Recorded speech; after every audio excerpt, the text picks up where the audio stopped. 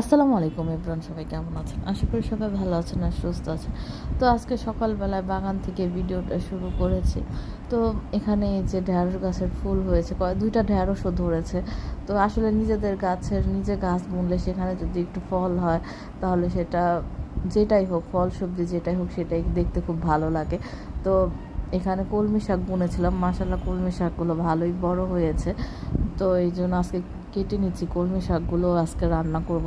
তো এই কয়টা কলমি শাক যদি নর্মালি রান্না করি তো পরিমাণ অনেক কম হয়ে যাবে, তাই চিন্তা করেছি আজকে মূলা দিয়ে, বেগুন দিয়ে, শুটকি দিয়ে, চাপা শুটকি দিয়ে একটা তরকারি রান্না করবো এই কলমি শাক দিয়ে।